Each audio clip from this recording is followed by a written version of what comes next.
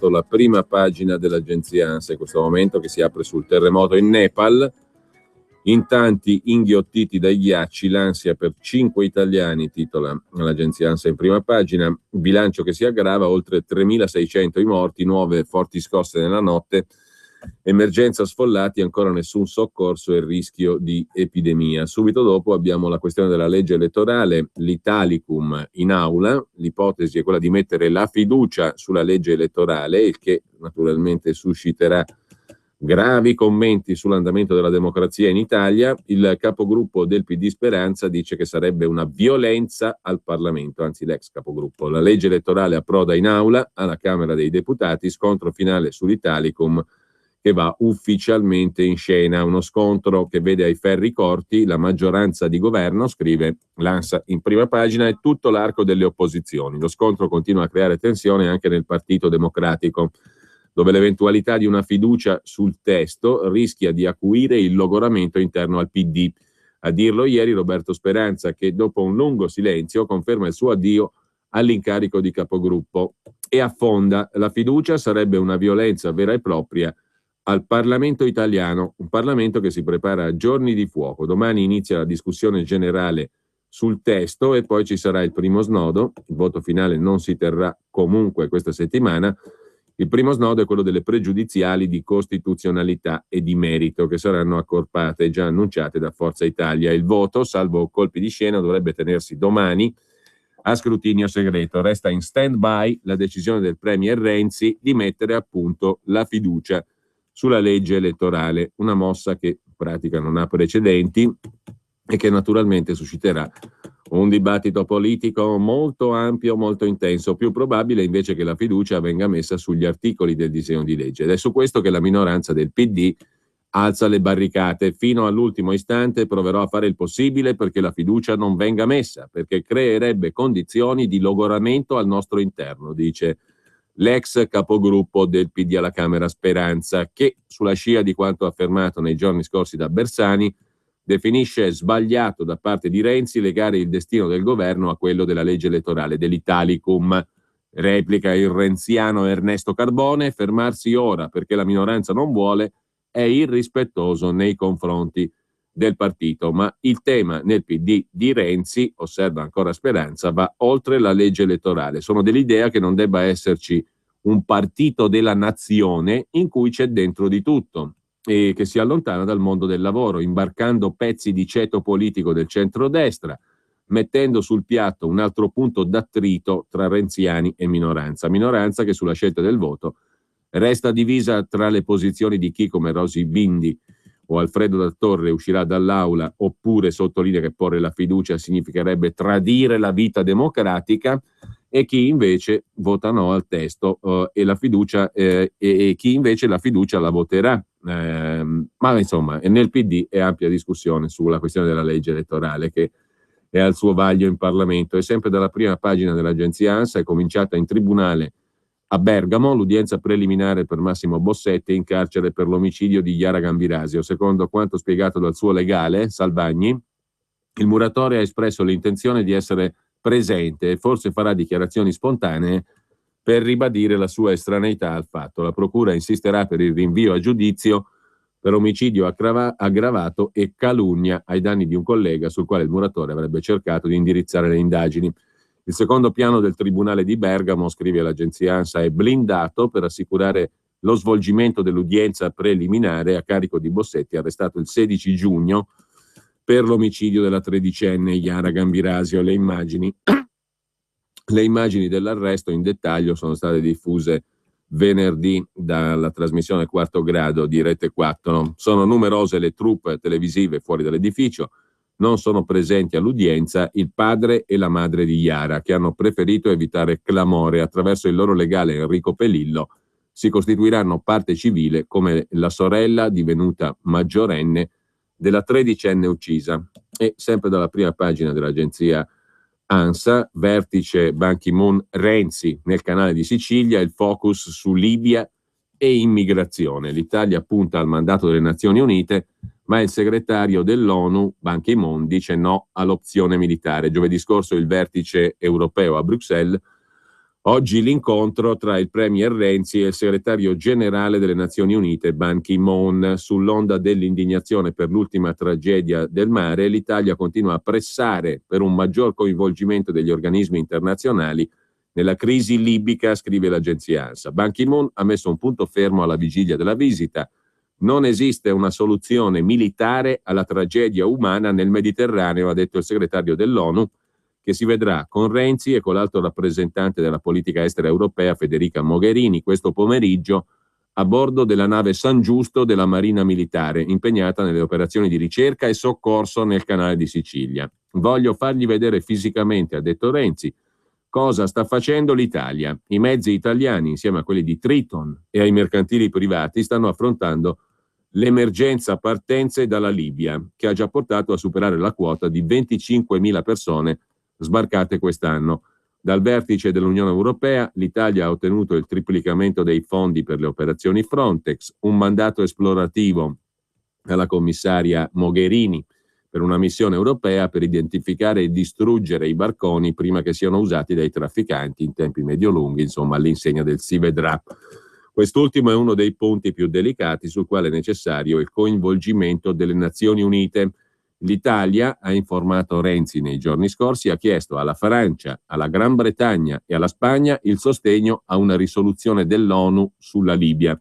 Risoluzione che avrebbe lo scopo di dare copertura a quello che viene definito non un intervento militare, ma un'operazione di polizia internazionale per la distruzione dei barconi usati dai trafficanti di uomini.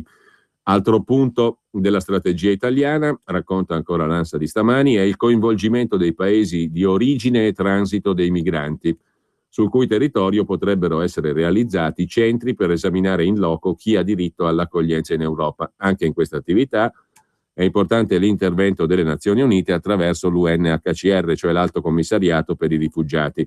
Da parte sua, Ban Ki-moon, in un paio di interviste su quotidiani pubblicati oggi, ha precisato la sua posizione, ribadendo il no all'opzione militare in Libia. È cruciale, ha detto il segretario dell'ONU, che la concentrazione di tutti sia sul salvare le vite, inclusa l'area libica delle operazioni di ricerca e soccorso. Ma la sfida è anche assicurare il diritto all'asilo del crescente numero di persone che in tutto il mondo scappano dalla guerra e cercano rifugio. Quanto alla Libia, per il segretario dell'ONU non ci sono alternative al dialogo. Il mio rappresentante speciale Bernardino Leon e la sua squadra continuano a lavorare in maniera instancabile con le parti libiche coinvolte per aiutarle ad arrivare insieme a uno spirito di compromesso. Questo per quanto riguarda il bla bla bla di oggi. Andiamo invece ad alcune questioni, poi oggi peschiamo un po' a caso, anche alcune notizie trascurate la settimana scorsa. Fra le notizie trascurate, visto che si parla molto di taglio della spesa, di spending review, risparmia di qua, taglia di là, diminuisci le detrazioni per la sanità che spettano ai contribuenti, taglia ancora le pensioni, vai a vedere le pensioni alte, le pensioni basse, eccetera. Sulla questione delle pensioni, in ottica di risparmio di soldi pubblici, la scorsa settimana, giovedì scorso su Italia Oggi, Pino Nicotri ha richiamato una legge e i beneficiari di questa legge che sono scomparsi dal pubblico dibattito. La legge è la famosa legge Mosca del 1974 e i personaggi scomparsi dal dibattito sono i 40.000 personaggi, compresi nomi di peso della scena pubblica italiana, che hanno beneficiato della legge Mosca. Boeri, casomai dovesse mettere mano al capitolo pensioni, provi un po' a tosare, a tagliare le pensioni dei pensionati moschisti, cioè di coloro che hanno beneficiato della legge Mosca. Sono politici e sindacalisti, specie CGIL, che hanno pensioni senza aver versato nulla. Fra i beneficiari c'è anche Giorgio Napolitano, l'ex presidente della Repubblica. Ricordava Pino Nicotri settimana scorsa. Di che si tratta? Del fatto che il neopresidente dell'INPS, Tito Boeri, con quella leggera aria di superiorità tipica dei bocconiani che ha caratterizzato anche l'ex primo ministro Mario Monti, Boeri continua ad annunciare batoste contro le cosiddette pensioni d'oro. Poi quanto d'oro siano, e anche quello è un altro argomento di discussione. Dov'è l'asticella superata la quale la pensione diventa d'oro?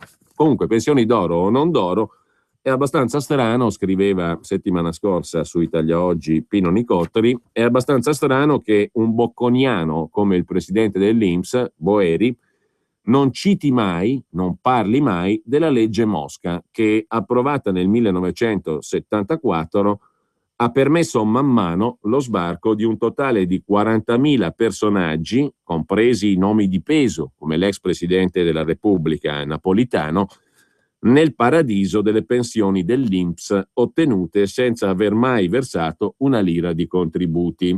40.000 persone beneficiano della legge Mosca. Vogliamo mettere una media, tenendoci bassi, di 1.000 euro al mese di pensione per i 40.000 moschisti? Fanno circa 40 milioni al mese. Se non vado errato, fanno circa 900 milioni all'anno, diciamo 1 miliardo di euro all'anno. Fanno schifo? Sono un oggetto di spending review o no? Se guardate le tabelle di oggi, 1 miliardo e qualcosa viene proprio dal capitolo degli enti locali, 2 miliardi e mezzo dalla sanità, 1 miliarduccio, diciamo, per 40.000 privilegiati che, non avendo versato nulla, hanno la pensione. Sarebbe un capitolo da affrontare oppure no? Giustamente Pino Nicotri riporta l'attenzione su un tema totalmente trascurato, quello appunto della legge Mosca e dei suoi beneficiari. 40.000 personaggi che sono soprattutto politici e sindacalisti. La legge Mosca, poi variata rispetto alla professione giornalistica, ha consentito a uno stuolo di politici di aggiungere alla pensione da parlamentare anche quella appunto da giornalista. I contributi però in questo caso sono stati pagati dall'INPGI, cioè l'ente di previdenza dei giornalisti, vale a dire dai giornalisti in servizio. Contributi figurativi per coloro che hanno aggiunto alla pensione da parlamentare la pensione da giornalista. Lo stesso principio di rivalutazione è stato applicato anche ai non parlamentari che abbiano lavorato in nero o senza contratto o con contratto improprio in giornali politici, sindacali e via dicendo. Accorgimento costato alle casse della previdenza dei giornalisti, cioè all'INPGI, 400 miliardi di vecchie lire. E ora il vertice dell'INPGI, l'Istituto Pensionistico dei Giornalisti, invece di chiedere indietro quei soldi, pensa di alleggerire il passivo di bilancio tagliando la pensione a chi se l'è guadagnata, versando fior di contributi dal proprio stipendio durante l'intera vita lavorativa. La questione vale in generale per l'INPS, perché paga le pensioni dei moschisti, 40.000 persone che hanno beneficiato della legge Mosca, e vale per l'ente pensionistico dei giornalisti, cioè una subcategoria di costoro che hanno figurativamente accumulato i contributi da giornalista senza averli mai versati, perché hanno lavorato, per esempio, in giornali politici, sindacali e via dicendo. La legge Mosca, tra i suoi 40.000 miracolati, annovera nomi di peso e anche di gran peso, tutto grazie a una legge risalente appunto al 1974, che prende il nome da Giovanni Mosca, deputato socialista, in precedenza leader CGIL. La leggina fu presentata per sanare la situazione di qualche centinaio di persone che nel dopoguerra avevano lavorato per sindacati o partiti politici più o meno in nero, cioè senza che a loro nome fossero stati versati all'INPS i contributi dovuti. Bastava una semplice dichiarazione del rappresentante nazionale del sindacato o del partito e si potevano riscattare, al costo dei soli contributi figurativi, interi decenni di attività, a partire dagli anni 50. Proroga dopo proroga, la legge Mosca è diventata non solo una sanatoria per centinaia di persone, ma un bengodi per quasi 40.000 lavoratori reali o presunti di sindacati e partiti politici. Pensioni facili, anzi facilissime, che hanno procurato alle casse dell'INPS un aggravio che è stato valutato nel corso degli anni in circa 10 miliardi di euro, 20.000 miliardi delle vecchie lire. Tra i beneficiari della legge Mosca ci sono molti bei nomi della politica e del sindacato che furono, da Armando Cossutta a Achille Occhetto, da Giorgio Napolitano a Sergio D'Antoni, da Pietro Larizza a Franco Marini a Ottaviano Del Turco alla scomparsa Nilde Iotti. Pensioni che si sono andate accumulando a sostanziosi vitalizi parlamentari o ad altri trattamenti previdenziali. Accanto a questi personaggi noti c'è un esercito di funzionari di partito o di sindacato più o meno oscuri. Chi è ricorso alla maxi sanatoria previdenziale, perché di questo in fin dei conti si è trattato, chi è ricorso insomma alla legge Mosca, maxi sanatoria, sono stati soprattutto il Partito Comunista Italiano e la CGIL. Il Partito Comunista Italiano regolarizzò la situazione di circa 8.000 funzionari. La CGIL sanò le posizioni di ben 10.000 dipendenti dopo la pubblicità. Il resto delle considerazioni che erano contenute in questo articolo di giovedì scorso su Italia Oggi, Pino Nicotri che ci riporta alla legge Mosca e ai 40.000 personaggi che sono arrivati nel paradiso INPS senza aver versato i contributi.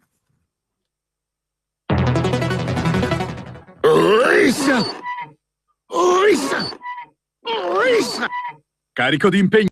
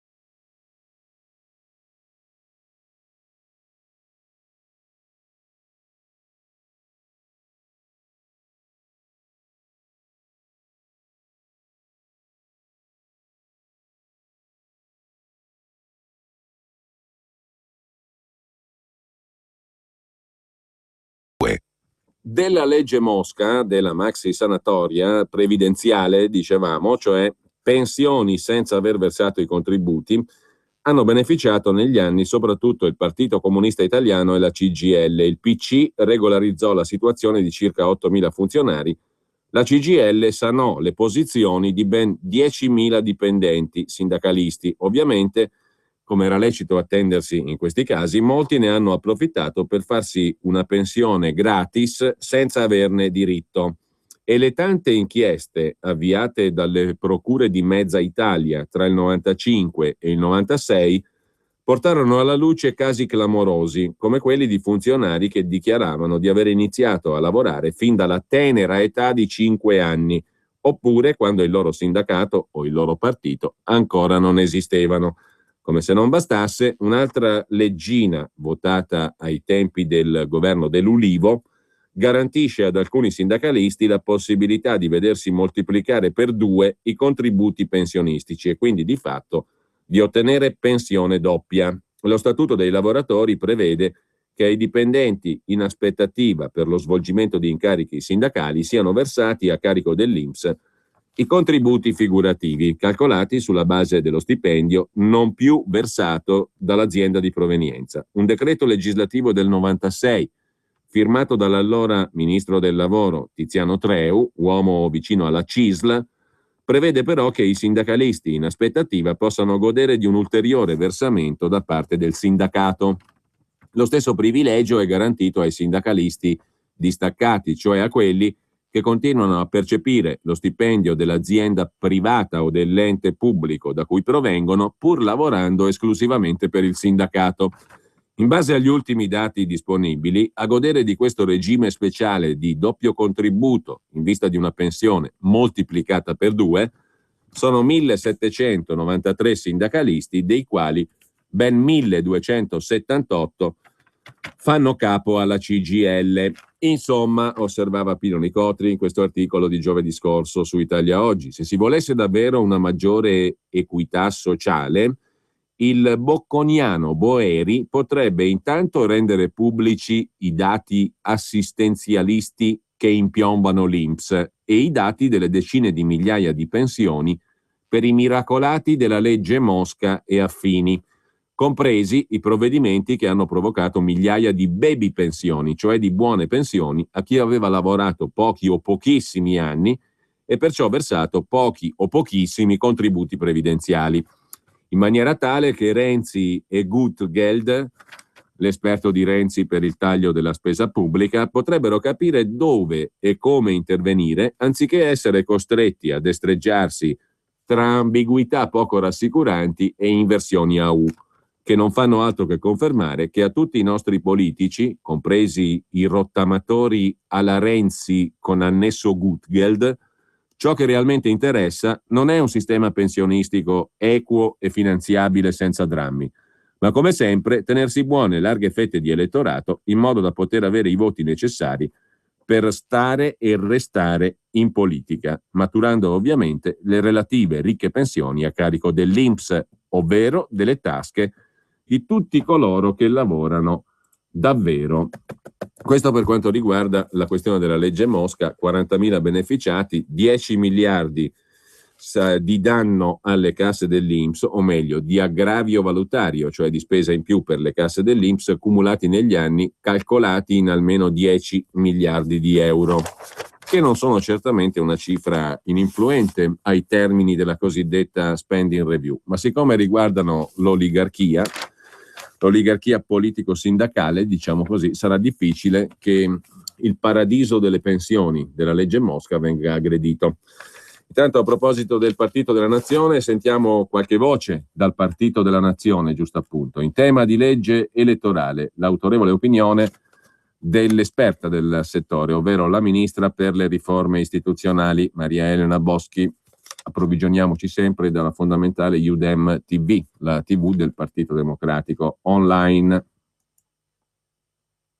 Sinceramente credo che in realtà abbiano poca dimestichezza con le regole della democrazia, più che altro le opposizioni. In realtà il confronto in commissione c'è stato per 13 mesi tra i due rami del Parlamento e c'è stato anche in questa fase con le audizioni, la discussione generale, e proseguirà ovviamente con chi resterà in commissione. Il governo ha dimostrato in questi 13 mesi sulla legge elettorale di accogliere molte proposte di modifica che sono arrivate dal Parlamento, dai gruppi parlamentari, per di più su un testo di legge che non è del governo ma è parlamentare, quindi a cui stiamo lavorando insieme. Ovviamente i gruppi in commissione rispecchiano i numeri dell'Aula e quindi il risultato elettorale e il voto dei cittadini. È naturale che in questo provvedimento, come negli altri, si confronti, ma poi si decida votando e quindi la maggioranza respinge gli emendamenti che non condivide dell'opposizione, ma questo avviene sempre per tutti i provvedimenti, per cui non capisco onestamente l'atteggiamento delle opposizioni che abbandonano i lavori, perché questo avviene, la maggioranza sceglie la propria linea politica. Nel caso del Partito Democratico ci sono state direzioni e riunioni del gruppo del partito in cui la maggioranza si è espressa e porta poi in commissione la linea politica del partito. Credo che non sia comprensibile, a mio avviso, chi oggi ha invocato il voto segreto, a meno che non ci sia una qualche forma di imbarazzo rispetto a non votare una legge elettorale identica a quella già votata al Senato dallo stesso gruppo politico che oggi annuncia la richiesta di voto segreto. Mi dispiace sinceramente che abbiano abbandonato i lavori in commissione. Il Presidente ha voluto così svolgere un ulteriore tentativo per convincere le opposizioni a tornare in commissione, quindi aspetteremo l'ora, così come dalle indicazioni del Presidente. Se poi non dovessero rientrare, ovviamente proseguiremo con i nostri lavori, perché sono 9 anni che aspettiamo di avere una nuova legge elettorale, quindi non credo che l'assenza di alcuni gruppi possa interrompere un percorso di riforme che la maggioranza e il governo hanno diritto di portare avanti. In questo momento, ripeto, è prematuro parlare di fiducia, visto che stiamo ancora affrontando i lavori in commissione. Se ne parla proprio stamattina invece di fiducia sulla legge elettorale, così parlò la ministra Boschi, e meno male che una priorità largamente, caldamente attesa dalla maggioranza dei cittadini. Non si sente parlare d'altro che di legge elettorale in giro per i capannelli nel paese. Se voi tendete l'orecchio fuori dalla finestra sentite solo gente che discute della prossima legge elettorale, l'Italicum, proponendo emendamenti, discutendo animatamente. Ci sono capannelli in giro per le strade di persone che non parlano d'altro. Se per caso vi fermate in giro per la strada a caso ad ascoltare qualche discorso, 9 volte su 10 si parla della legge elettorale, l'Italicum.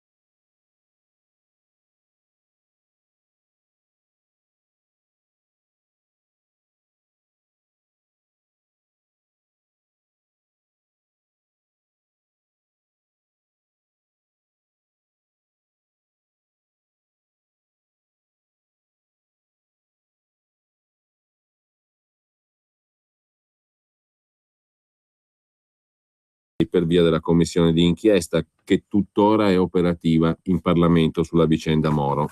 Con quale frutto, credo la maggioranza dei cittadini lo possa immaginare. In ogni caso, formalmente ancora si è all'indagine sul caso Moro. L'intervista in questione è stata pubblicata dal Fatto Quotidiano venerdì 17 aprile scorso ed è stata pubblicata sulla scorta di un libro, il libro di Stefania Limiti e Sandro Provvisionato, edito da Chiare Lettere, Complici, il caso Moro e il patto segreto tra Democrazia Cristiana e Brigate Rosse, che è appena uscito. L'intervista va a completare il libro perché è stata rilasciata nei giorni precedenti l'uscita dal libro da Nicolò Bozzo, carabiniere, braccio destro di Carlo Alberto Dalla Chiesa, un'intervista che non è entrata nel libro.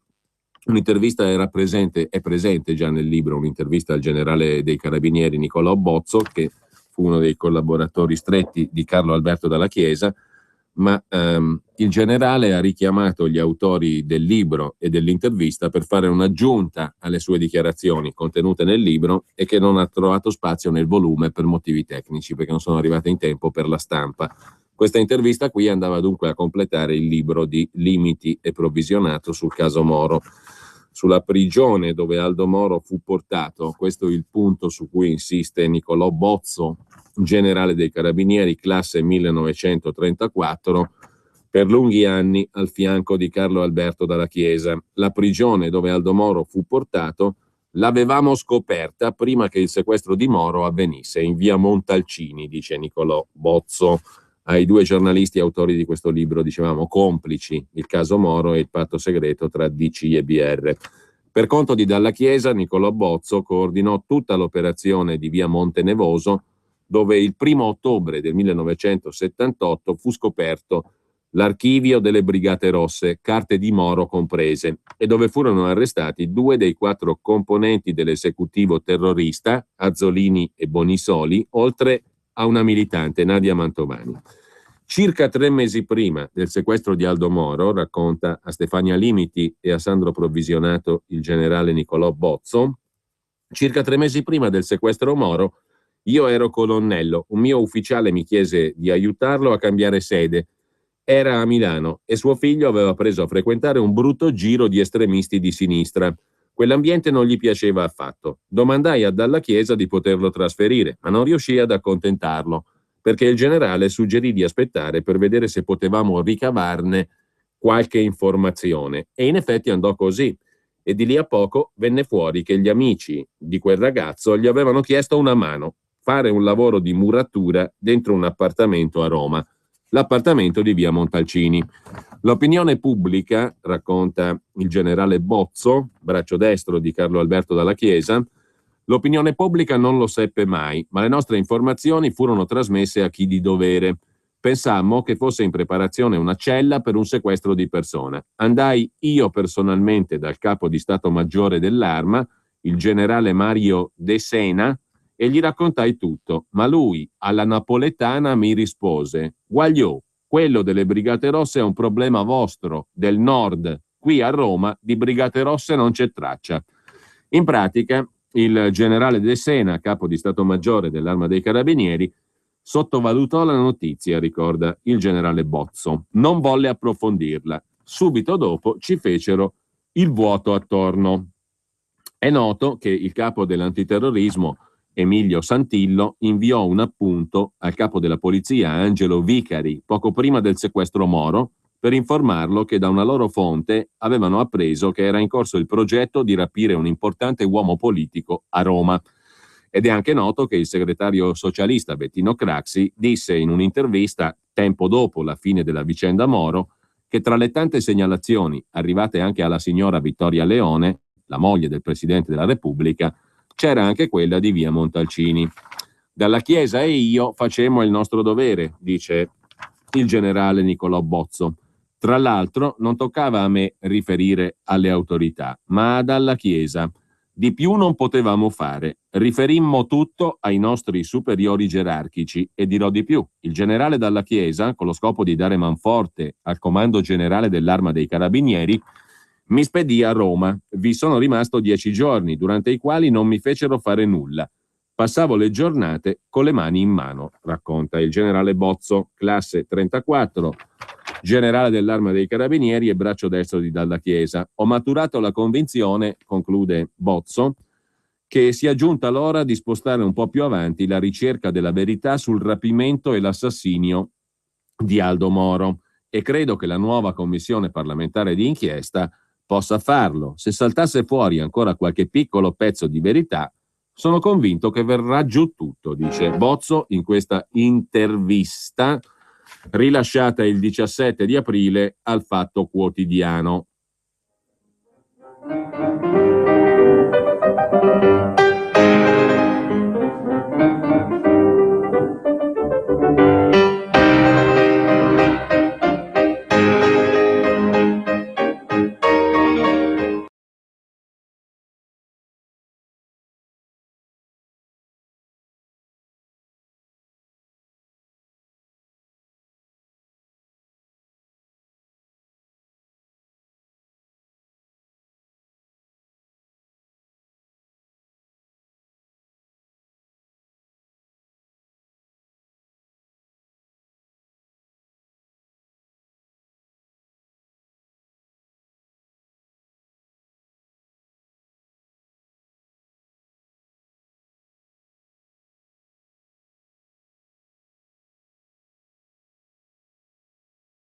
L'Allegretto, che è uno dei punti del concerto di Ashkenazi, Vladimir e Vovka Ashkenazi, domani sera a Milano, al Teatro di Milano, in esclusiva, si può dire, è un grande ritorno dopo tanti anni di assenza dalla scena, in via Fezzan al Teatro di Milano.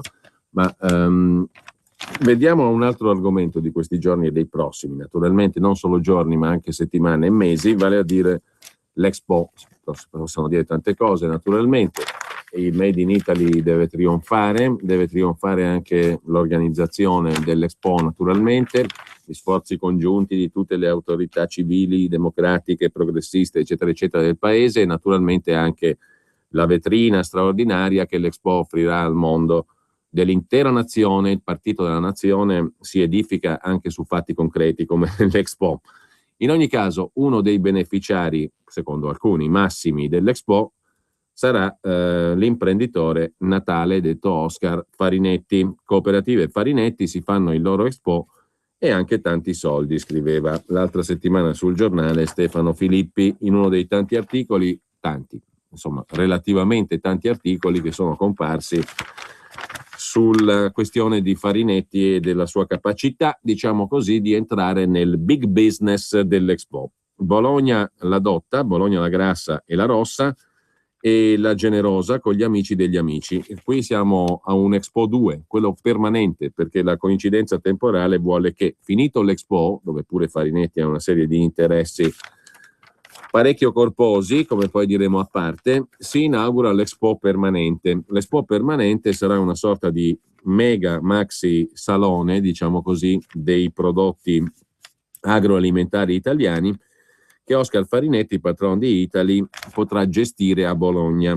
Bologna la Generosa, scriveva Stefano Filippi sul giornale, proprio per questo motivo. È stata generosissima, anzi, Bologna con Oscar Farinetti, perché gli ha regalato 80.000 metri quadrati del mercato ortofrutticolo, il CAAB, alle porte della città, vicino all'autostrada, alla tangenziale e al quartier generale delle cooperative rosse che entrano anch'esse in questo affare, in un quadrante nel quale sono già stati spesi 100 milioni di euro pubblici per allestire il CAAB, il mercato ortofrutticolo di Bologna.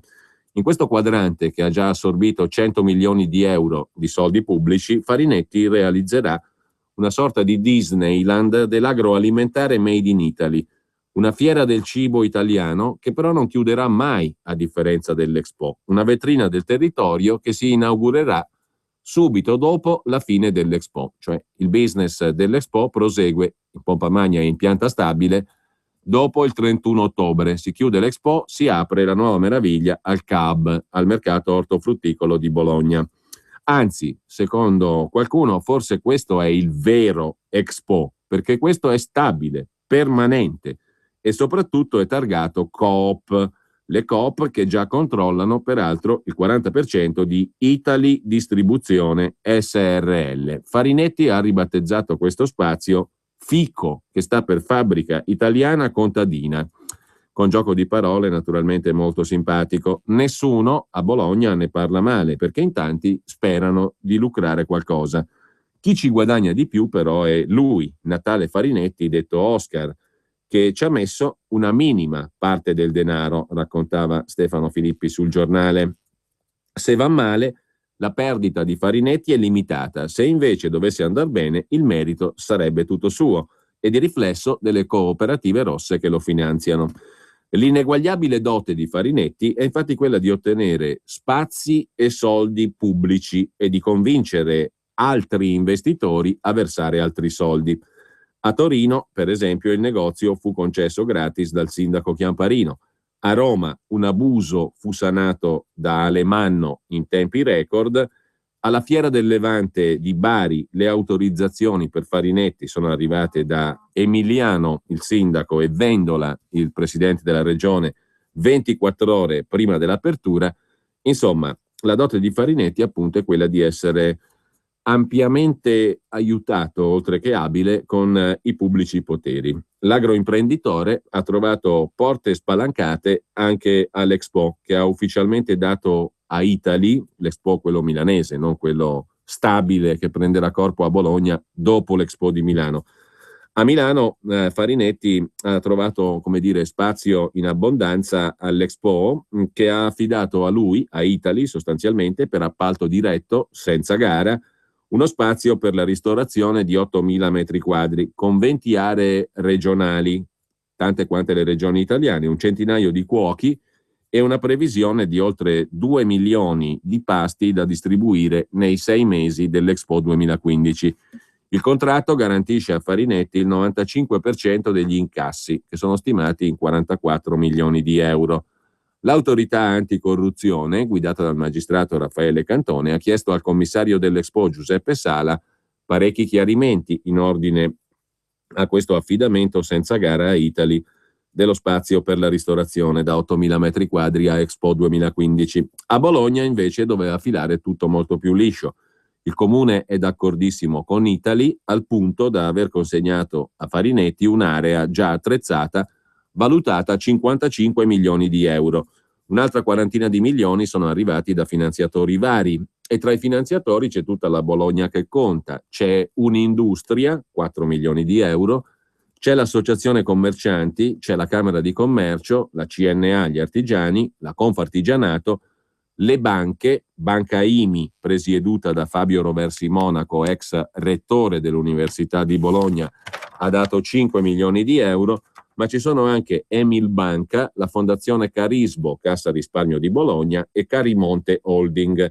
Ci sono poi imprenditori di fama come le famiglie Monti, editori del quotidiano Il Resto del Carlino, e Romagnoli, produttori di patate, lo zuccherificio Coprob e Unendo Energia, la società che ha realizzato nell'area il più grande impianto fotovoltaico su tetto di tutta Europa, 25.000 pannelli solari costati 15 milioni di euro pubblici, ora girati a Farinetti, il quale di suo ci mette un'azione, una chip, da 1 milione di euro, che comprende però anche l'uso del marchio Italy e il know-how di gestione.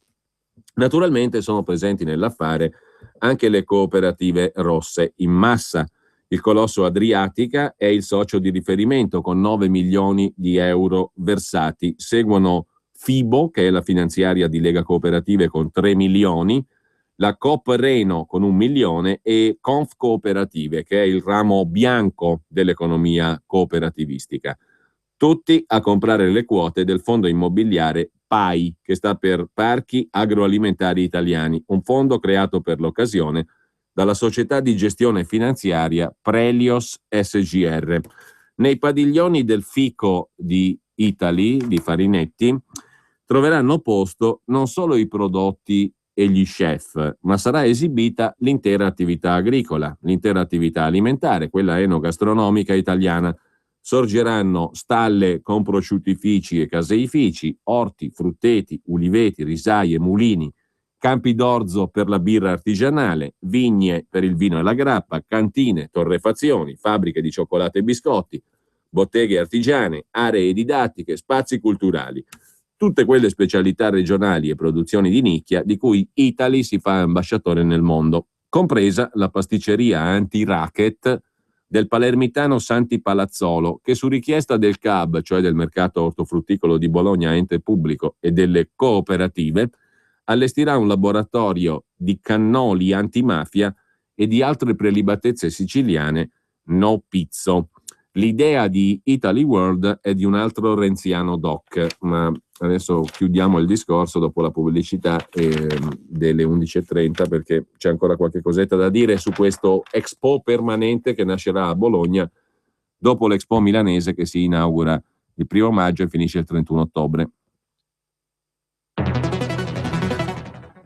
Causa dolori cervicali.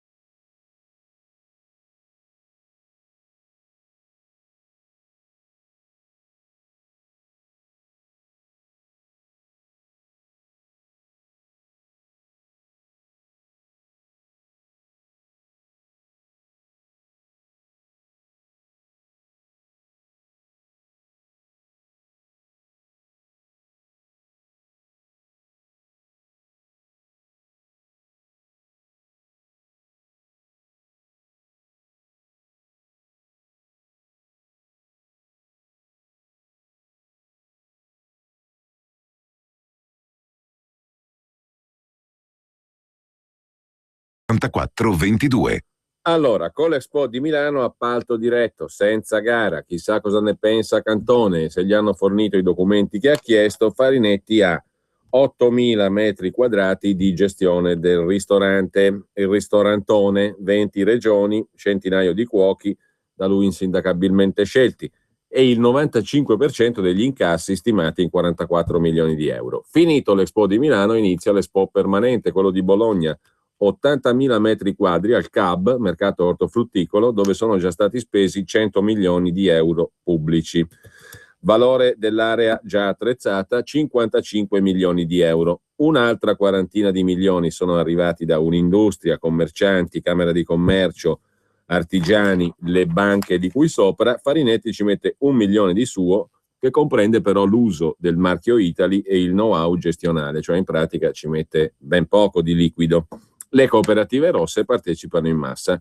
Chiamatelo fesso, come direbbe Totò. L'idea di Italy World a Bologna è di un altro renziano doc. Si tratta di Andrea Segre, presidente del CAB succitato, cioè del Centro Agroalimentare di Bologna, proprietario di quegli 80.000 metri quadri che dopo l'Expo di Milano andranno all'Expo di Bologna, all'Expo di Farinetti, quello permanente per sempre. L'idea dunque è di Segre, presidente del Centro Agroalimentare di Bologna e oltre a ciò docente di politica agraria all'Università di Bologna, nonché inventore, sulla scia del successo del Banco Alimentare di Comunione e Liberazione, del Last Minute Market per recuperare gli sprechi dei supermercati.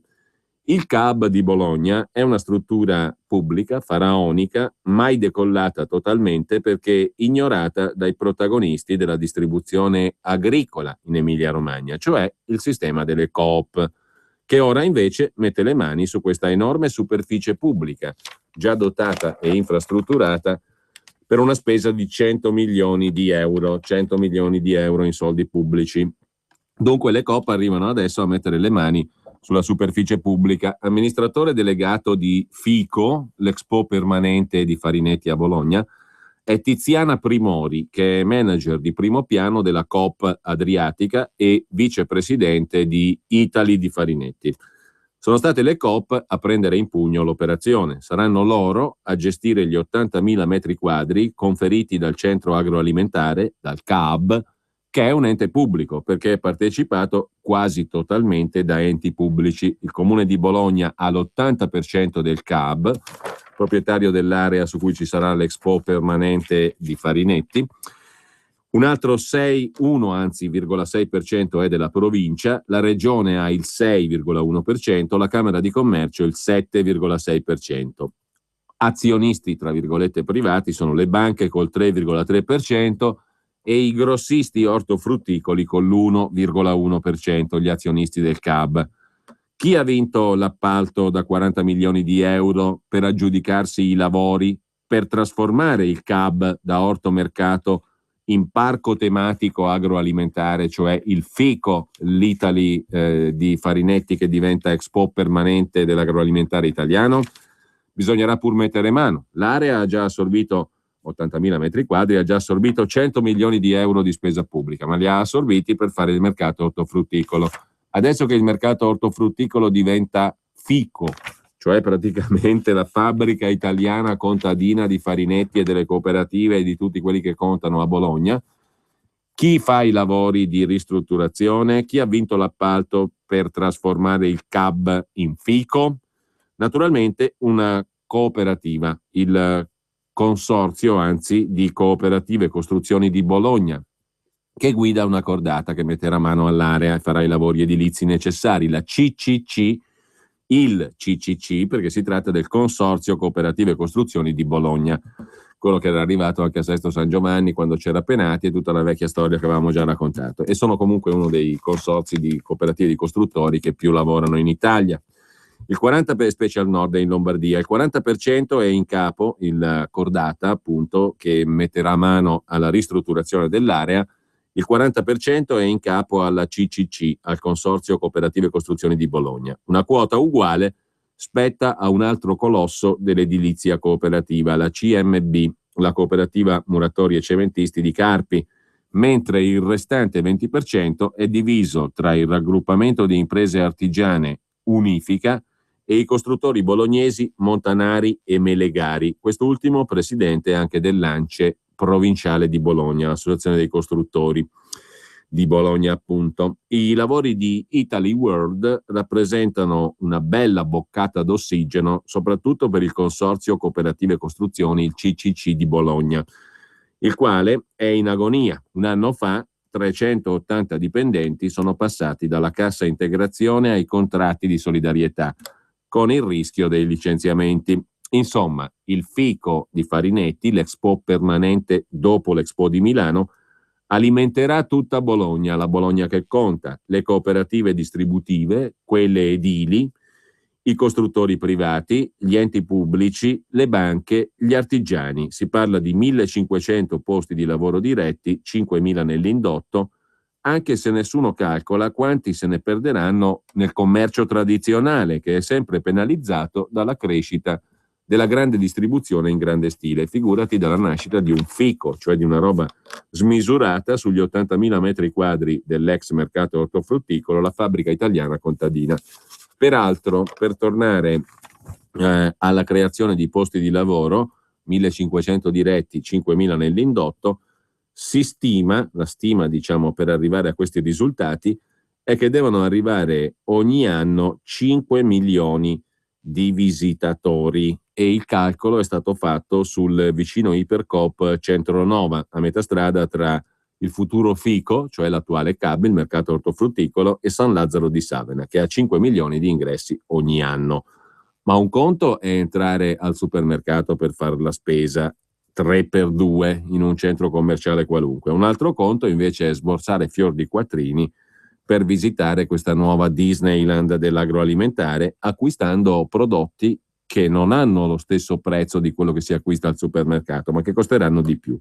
5 o 6 milioni di visitatori attesi per far quadrare i conti e per realizzare le previsioni di impiego, 1.500 posti diretti, 5.000 nell'indotto, che sembrano un pochino esagerati, perché si pensi che 6 milioni di visitatori salgono ogni anno sulla Tour Eiffel di Parigi e ogni anno vanno al Metropolitan Museum di New York, nonché ai Musei Vaticani e ai Fori Imperiali di Roma, al British Museum e alla National Gallery. Insomma, il fico di Bologna di Farinetti dovrebbe avere lo stesso potere attrattivo di queste grandissime mete turistiche internazionali. È lecito dubitarne, e in ogni caso è lecito dubitare che se siano raggiunti gli obiettivi anche di impiego e di occupazione tanto sbandierati.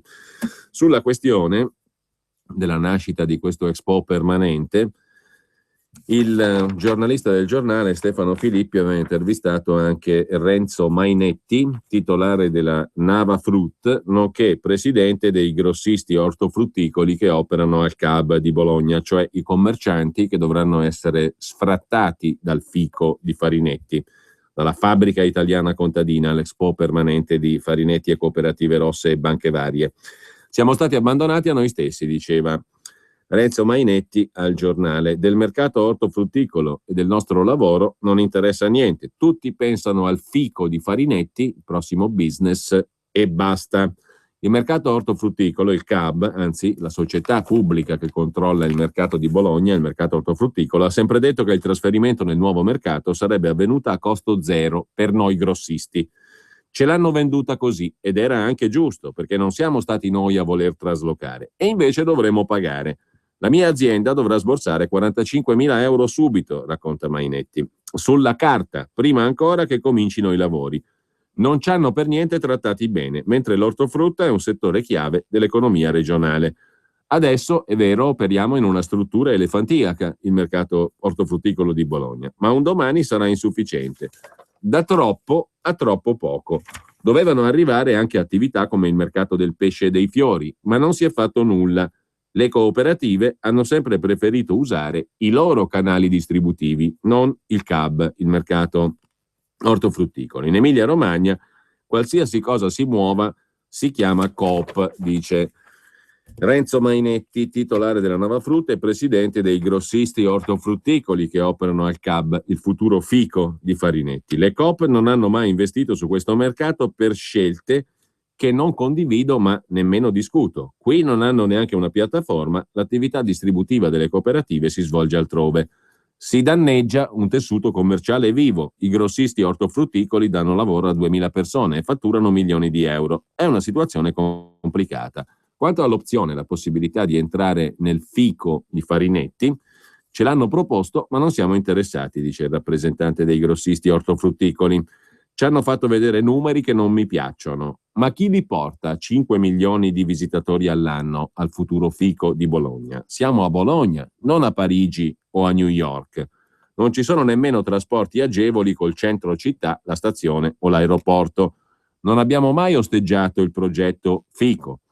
Ma qualche domanda ce la facciamo, anche se siamo in pochi a Bologna a farlo. Quanto ai tempi per il trasloco è un'altra barzelletta. Secondo loro dovremmo trasferirci a giugno, cioè tra un mese, ma nel nuovo mercato non c'è nemmeno un mattone. Se Fico dovesse andar male, come finirà questa cattedrale nel deserto? Ci verrà un altro ipermercato, ovviamente Coop e a costo zero per loro. Come diceva Andreotti, a pensar male si fa peccato, ma ci si indovina, dice al giornale Renzo Mainetti, titolare della Nova Frutta, presidente dei grossisti ortofrutticoli che operano al CAB di Bologna, mercato ortofrutticolo, che verranno sloggiati per la nuova operazione farinettiana. Ma intanto sentiamo un po', visto che abbiamo letto stamani della riforma della scuola, sentiamo un po' cosa ci racconta il Partito della Nazione sulla buona scuola con il sottosegretario all'istruzione Davide Faraone. Facciamo la rivoluzione della scuola con questo provvedimento, quindi è sì un punto di partenza, ma col provvedimento che si discute in Parlamento si cambierà tantissimo. La discussione continua e l'ascolto continua. Ci sono una serie di proposte che stiamo valutando, mantenendo l'impianto originale che è quello di puntare sulla centralità della scuola come prospettiva e come ipotesi di lavoro per una società che funzioni meglio oggi e per il futuro. Vogliamo portare discussione sulla scuola nelle case, tra le famiglie, tra gli studenti e far sì che non sia soltanto una discussione affidata agli addetti ai lavori o ai sindacati, perché purtroppo molto spesso questo è accaduto in questi anni. La volontà quindi è di modificare il testo fino all'ultimo giorno utile, ma puntando all'investimento sulla scuola e sulla formazione. Così il sottosegretario Faraone sulla riforma alla buona scuola, per la quale è andata a prendersi i fischi alla festa dell'unità la ministra Giannini, per di più poi sbeffeggiata dallo stesso Partito Democratico. Attenzione regia, perché bisogna essere un pochino precisi. Adesso piano piano si alza il cursore e ci torniamo ad ascoltare Schubert.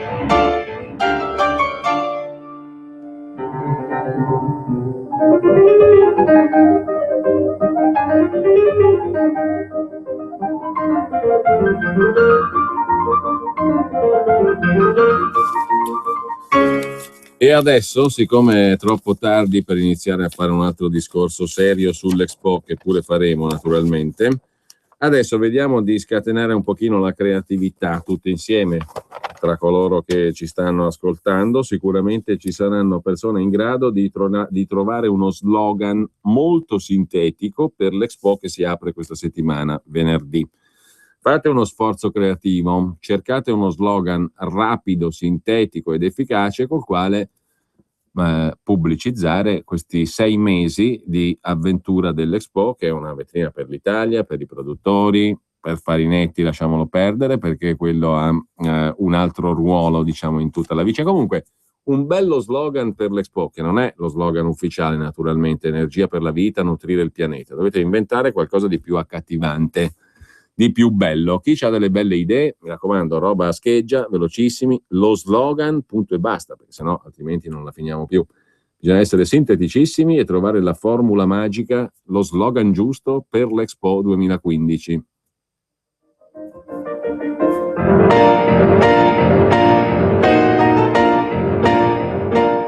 naturalmente chiamando allo 02 66 20 35 29. Avete meno di 10 minuti per trovare lo slogan giusto per l'Expo.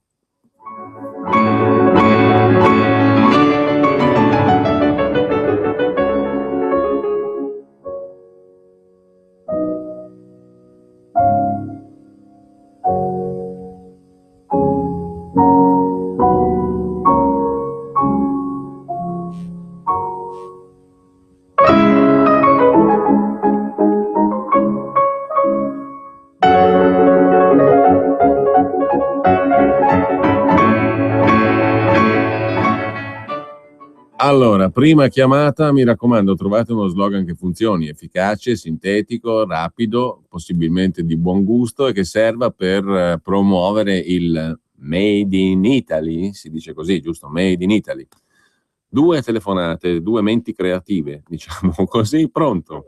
Pronto? Buongiorno. Ciao, Enrico da Legnano. Allora Enrico, un bello slogan. Manrico, sì, io sono sintetico. Manrico, scusami. Manrico, Expo Mafia. La Madonna, così drastico e negativo. Sì, perché è così. Ma no, ma c'è tutto il Così Made in Italy. arrivano dall'estero, già lo sanno come siamo messi, arrivano, capiscono subito, no, come è messa l'Italia. Ma non è un buon modo per vendere la merce questo, naturalmente. Quale merce? McDonald's, quelle cose lì.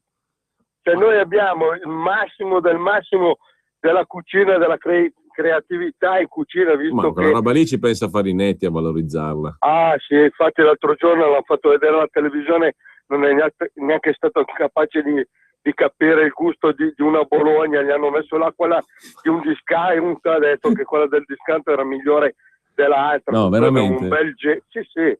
Non mi ricordo se era Striscia alla Notizia o alle Iene, che ha fatto la sua bella figura da cioccolatè, come si dice in milanese, e in torinese. Non è stato in grado di capire qual era la migliore. Hai capito? È un bel fenomeno. Beh, ma infatti per quello che ti dico Expo Mafia, perché noi abbiamo degli incapaci, tu vedi in Italia, no?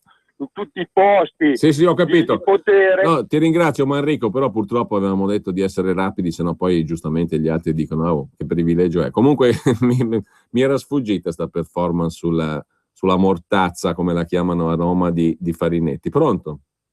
Buongiorno Giulio, Walter da Mestre. Salve Walter, allora cosa coniamo per l'Expo? Allora, intanto un ringraziamento per avermi risposto all'email e vi farò cose utili con quell'indirizzo mai dato. Per l'Expo, direi che è meglio che dire come mangiare bene tanto e come mangiare tutti, tra parentesi quasi, dovrebbe essere molto molto illustrativo. Come mangiare bene? Come mangiare tanto bene e come mangiare tutti quasi, tra parentesi. Perché voglio dire, si foraggia un po' dappertutto e allora, visto che quasi tutti possono accedere, a meno che se fanno parte delle COP o comunque del partito della nazione, quindi direi che il doppio senso sta proprio nel come mangiare tanto bene e come mangiare tutti quasi. Quasi, soprattutto quasi, va bene. Grazie anche a te. Diamo un'altra telefonata, pronto? Ciao Giulio Bragia. Buongiorno, ciao. Io vorrei riprendere il discorso dei lavoratori che lavoreranno all'Expo, perché l'articolo che è uscito sul Corriere della Sera, che poi si è rivelata un po' una mezza farsa, indagare bene di come verranno pagati i nostri ragazzi, ragazze, steward, hostess che lavoreranno dentro all'Expo, quanto verranno pagati e come verranno remunerati, le ore di lavoro che faranno.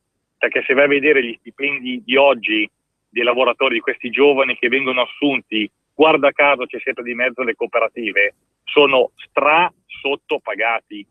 Quando tu pensi a ragazzi che fanno magari 10 ore di lavoro in un centro commerciale, assunti tramite la cooperativa con un contratto a tempo determinato 6 mesi e gli danno 500 euro al mese, non è fantascienza, questa è realtà.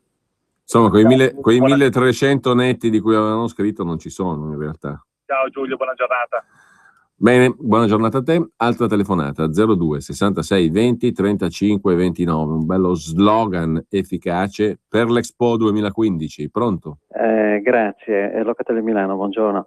Buongiorno. Io rapido ci tento, dunque se ci sei batti un colpo per foraggiare tutto il mondo. Veda lei? Vabbè, va bene. Altra telefonata, pronto? Sì, sono io. Sono Armando da Bergamo. Buongiorno. Come si dice, quello che ha chiesto prima è Magna Magna. Questo è sintetico, indubbiamente. Magna, che è poi l'argomento anche appunto dell'Expo medesimo, no? Il buon cibo. Altra telefonata, pronto? Pronto? Buongiorno. Buongiorno. Rina, che può piacere, no? L'Expo si svolge sopra il Po, dove crescono i cibi più retro. Sa che non ho capito una parola io, perché c'era l'eco e il rimbombo, non ho capito niente. Mi scusi, signor Freimeier. Dovrebbe chiudere e spegnere la radio, perché sennò non la sentiamo. Se no... L'Expo si svolge sopra il Po, dove crescono i cibi più retro. I cibi più retro? Sì, ma in senso di antichi. Non so se può piacere o no, comunque mi è venuta così. Va bene, grazie anche a lei. Buona giornata. Altra telefonata, 02 66 20 35 29. Pronto? Buongiorno. Buongiorno. Ciao a tutti, Padania Libera. Nel paese della manna, pancia mia, fatica panna.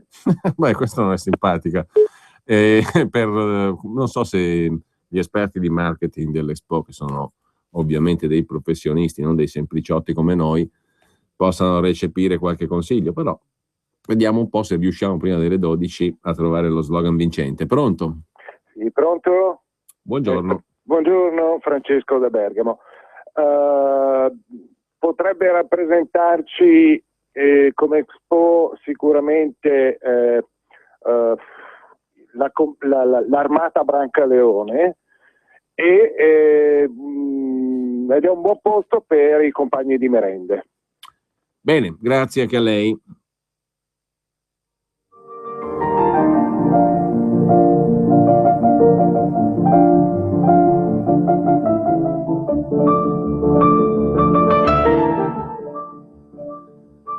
(02 66 20 35 29). Pronto? Slogan per l'Expo. Pronto? Sì, pronto, sono Pinamonte alla Mercate. Allora, di pomeriggio però, di mattina? No, di mattina al Chiero da Mercate, che è il cugino.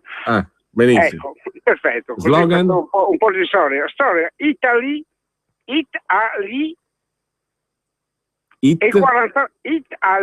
e i 40 ladroni. Però. Invece di Alibaba ci mettiamo It Ali, con casuale riferimento a un noto imprenditore del settore. Casualissimo. 02 66 20 35 29. Pronto? Pronto? Pronto, buongiorno. Pronto, sono in linea? Prego. Sì, sono Raffaella da Milano. Allora, io ho scritto: per nutrirti bene e sano, vieni ad Expo di Milano. Questa è simpatica, questa è gradevole, diciamo, perché così entra nello spirito positivo dell'evento. Perché c'è un sacco di gente che la vede negativamente, tutti questi pessimisti all'ascolto. Ci vuole uno slogan positivo invece per l'Expo, che comunque è una grande vetrina del Made in Italy, del prodotto agroalimentare, per cui l'Italia va famosa e fiera nel mondo. Pronto?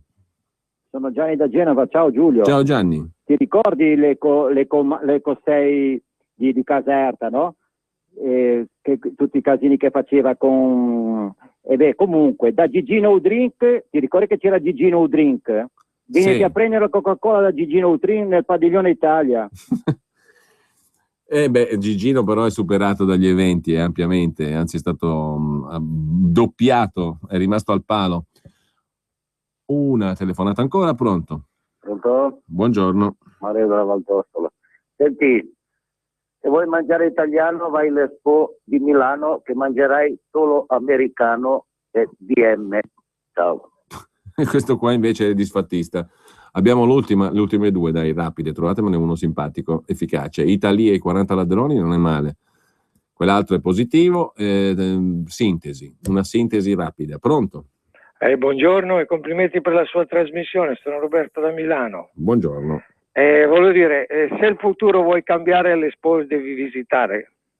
Si può fare rima baciata in decasillabe oppure anche il rap. E il biglietto devi cacciare, che non è proprio economico, tra l'altro. Questo è secondario, è giustamente. Secondario. Giustamente. Bene, grazie a lei. L'ultima telefonata. Pronto? Sono Buongiorno, io? buongiorno. Buongiorno, Domenico da Cuneo. Ma il mio slogan è breve, trae spunto da una canzone degli anni 70. La canzone era Born to be Wild. Sì. L'Expo potrebbe essere Born to be Bribe. Born to be Bribe. Bribe è la tangente, la corruzione. Bribe è la mazzetta, sì. La mazzetta. Più made in Italy di così si muore. Beh, questa è simpaticamente anglofila, quindi la capiscono anche gli inglesi e gli stranieri che arrivano, giusto? Mi sa di sì. Bene, grazie anche a lei. Grazie anche a lei. Schubert, Franz Schubert, per concludere.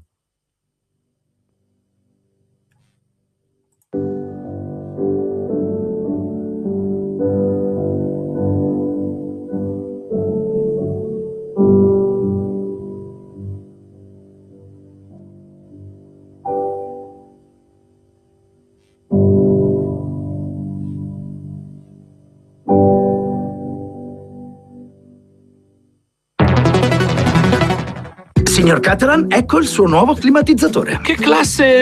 Grazie, così mi imbarazza. No, intendevo la classe energetica. Ah, più.